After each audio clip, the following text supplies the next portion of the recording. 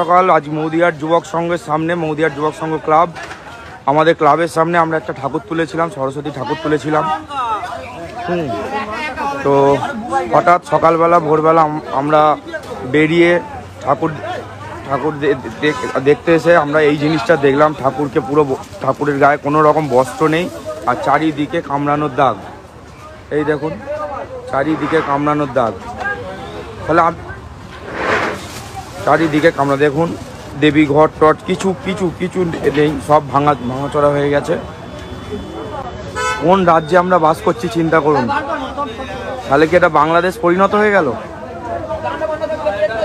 এটা কি তাহলে বাংলাদেশে পরিণত হলো? আজকের মায়ের গায়ে বস্ত্র নেই, যার উপলক্ষে আজকে আমরা একটা ছোট পথ অবরোধ করেছি। এই পথ অবরোধ করেছি আমরা। পুলিশ কিন্তু একা আসবে না, পুলিশের র‍্যাব নিয়ে আসবে, পুলিশ সমস্ত কিছু দেখে গেছে। আমরা পথ অবরোধ করেছি। আমরা থানায় যাব কেন? থানায় গেলে আমাদের দায়িত্ব পড়ে যাবে। আমাদের ক্লাবের কোচ আমরা অভিযোগ করব নি। এই মালটা কোথায় ছিল? এই দেখুন ঠাকুরটার অবস্থা দেখুন।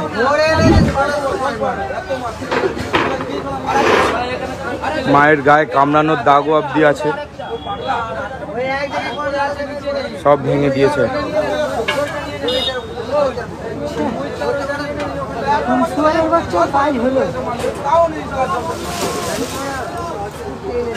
এক লজ্জাজনক বিষয়। আমরা তাহলে সত্যি আজকে বাংলাদেশে পরিণত হলাম। এই দেখুন ওর কাছ থেকে এইসব পাওয়া গেছে, আমরা তাহলে সত্যি বাংলাদেশে পরিণত হয়ে গেলাম। এখনো মানুষ যদি না সচেতন হও, আজ ঠাকুরের উপরে হয়েছে, কালকে আমাদের ঘরের মা বোনদের উপরে হবে। এখনো যদি না আমরা সচেতন হই, আগামী দিন আমাদের মায়ের গায়েও হাত পড়বে, আগামী দিন আমাদের বোনের গায়েও হাত পড়বে।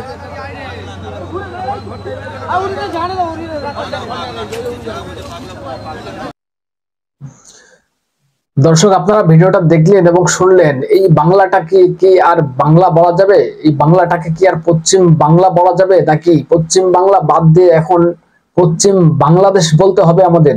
এখন এটাই বলার দরকার যে পশ্চিমবঙ্গকে বাদ দিয়ে পশ্চিম বাংলাদেশ বলা উচিত এই রাজ্যটাকে। রাজ্যটার যে অবস্থা, এখন আর পশ্চিমবঙ্গ নেই, পশ্চিম বাংলাদেশ হয়ে গিয়েছে এই বাংলার মেয়ের রাজত্বে। যে ঘটনা ঘটেছে সেটা আপনারা দেখলেন, খুবই লজ্জাজনক এবং খুবই দুঃখের, এবং এই ঘটনা আশা করি কেউই কাম্য করেনি রাজ্যের। মা সরস্বতীর বস্ত্র হরণ হয়ে গেল। কোন বাংলায় আছি আমরা? মা সরস্বতীর শরীরে আঁচড়ের দাগ, কামড়ের দাগ, ভালো করে দেখছেন ভিডিওটা আপনারা, গায়ে কাটা দিয়ে উঠবে। আপনারা জানেন যে ঘটনা ঘটেছিল আরজি করে, একজন জ্যান্ত সরস্বতী, তাকে তার শরীরের বস্ত্র হরণ করে, তাকে আঁচড়ের দাগ, কামড়ের দাগ সবকিছুই তার শরীরে ছিল। আজকে সেই জ্যান্ত দুর্গা বলুন, সরস্বতী বলুন, আজকে সেইগুলো বাদ দিয়ে সরস্বতী পুজো হচ্ছে রাজ্য জুড়ে। সেখানে কলকাতা থেকে নদিয়ায় সারা রাজ্য জুড়ে পুলিশি পাহারাদারিতে চলছে সরস্বতী পুজো, আর সেখানে এই পরিস্থিতি, পুলিশও পারছেন না পাহারা দিতে। সকালবেলা গ্রামবাসীরা উঠে গিয়ে দেখে মা সরস্বতীর শরীরে বস্ত্র নেই, তাকে আঁচড়ের দাগ, কামড়ের দাগ। এই ঘটনা কোথায় ঘটলো আপনারা তো শুনলেন, ডায়মন্ড হারবার মডেল, ভাইপোর সেই ডায়মন্ড হারবার মডেল ছড়িয়ে গিয়েছে পুরো রাজ্য জুড়ে। এই রাজ্য জুড়ে ছড়িয়ে পড়া ডায়মন্ড হারবার মডেল আর কতদিন দেখতে হবে? বাংলার মেয়ের রাজত্ব যতদিন আছে, ওই লক্ষ্মীর ভান্ডারের 1200-1500 টাকার লক্ষ্মীর ভাতা দিয়ে এই ডায়মন্ড হারবার মডেল সারা রাজ্য জুড়ে ছড়িয়ে পড়েছে। কবে বুঝবেন আপনারা? এই মা বোনেদের আমি বলছি যে এই 1200-1500 টাকা লক্ষ্মীর ভান্ডার নিয়ে কতদিন চলবে? 1200-1500 টাকা লক্ষ্মীর ভান্ডার দিয়ে লক্ষ্মীদেরকে এইভাবে অপহরণ করা হচ্ছে, এবং যারা জ্যান্ত দুর্গা সরস্বতী তাদেরকে বস্ত্র হরণ করে, ধর্ষণ করে, খুন করে মেরে দেওয়া হচ্ছে। আর সেখানে তো একটা মানে মাটির প্রতিমা সরস্বতী পুজো হচ্ছে, সেখানে সেই সরস্বতী মায়ের গায়ে বস্ত্র নেই। এটা ভাবা যায়? কোন বাংলায় আছি আমরা? আজকে থেকে বাংলাটাকে বাদ দিয়ে বাংলাদেশ বলুন, সবাই বাংলাদেশ বলুন। বাংলাটা বাংলা নেই, এই দিদির রাজত্বে, এই বাংলার মেয়ের রাজত্বে আজকে বাংলাটা বাংলাদেশ হয়ে গিয়েছে। দুয়ারে বাংলাদেশ। কোথায় যাবেন, কোথায় পালাবেন, পালানোর রাস্তা খুঁজে পাবেন। যেভাবে বাংলাদেশ থেকে পালিয়ে এসছেন বুসকা বাস্তি গুটিয়ে নিয়ে, কোথায় যাবেন পালানোর জন্য? কোনো রাস্তা আছে? পাকিস্তানের শূন্য, হিন্দু শূন্য, বাংলাদেশে তো শূন্যর পথে। যে ঘটনা আমরা বাংলাদেশে দেখতে পেয়েছি 2-4 বছর আগে, আর আমরা ভেবেছিলাম যে এটা আমাদের বাংলাতেও দেখতে হবে, বাংলাদেশের মতন ঘটনা হয়তো এত তাড়াতাড়ি দেখতে হবে না, এটা আমাদের মানে আশা ছিল বা পরিস্থিতি সেদিকে ছিল। কিন্তু বর্তমান যে পরিস্থিতি, বাংলাটা এখন বাংলাদেশ, পশ্চিম বাংলাদেশ। দক্ষিণ 24 পরগনা জেলার ডায়মন্ড হারবার অঞ্চলে সেখানে এই ঘটনা ঘটেছে। ডায়মন্ড হারবারের নেতাকে ভাইপো ব্যানার্জি বলে থাকেন না, ডায়মন্ড হারবার মডেল। রাজ্য জুড়ে ডায়মন্ড হারবার মডেলকে ছড়িয়ে দিতে হবে, এটাই তো ডায়মন্ড হারবার মডেল, এটাই তো রাজ্যের পরিস্থিতি। দর্শক, আমি আরেকটা ভিডিও দেখাবো আপনাদের, যে ভিডিওটা শুধুমাত্র এত ভিড় হয়েছে।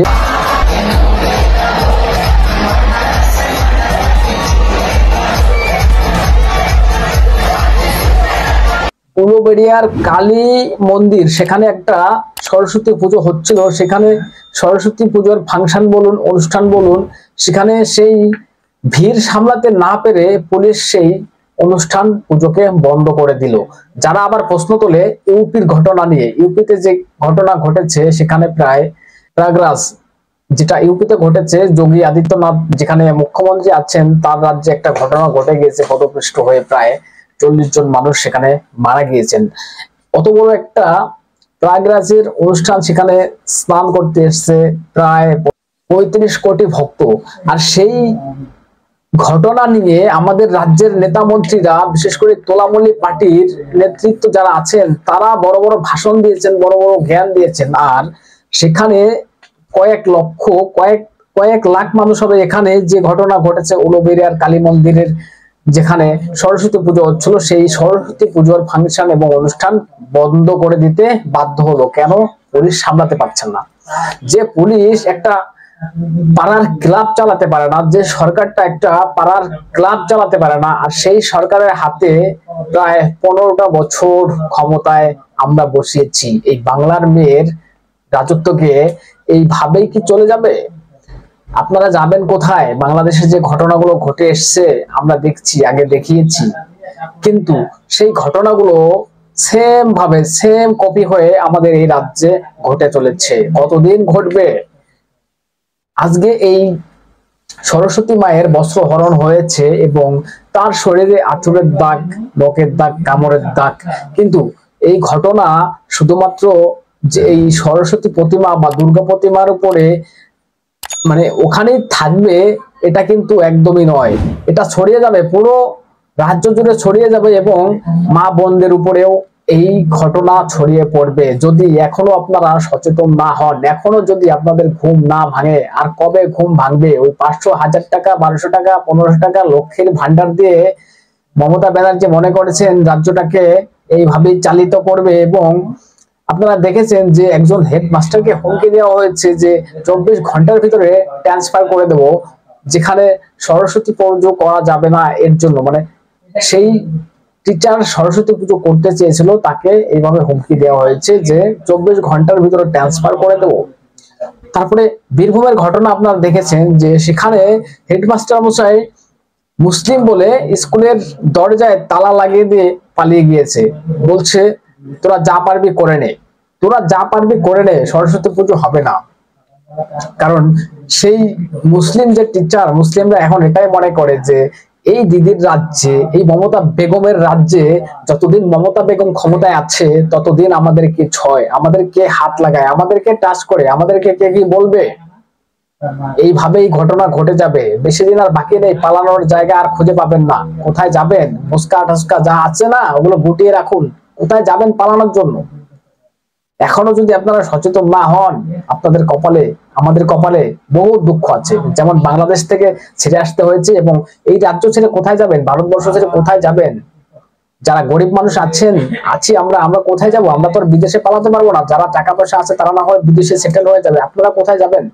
কোথায় যাবেন ভাবুন। ওই 1200-1500 টাকা লক্ষ্মীর ভান্ডারের লোভ ছেড়ে দিয়ে ভাবুন, একবার ভাবুন। দর্শক কি বলবেন? আপনাদের গুরুত্বপূর্ণ মতামত জানাবেন কমেন্টস করে, এবং নজর রাখবেন আমাদের চ্যানেলটাকে সাবস্ক্রাইব করে পাশে থাকবেন। যদি কেউ ফেসবুক পেজে দেখেন, পেজটাকে ফলো করে রাখবেন। ধন্যবাদ সবাইকে।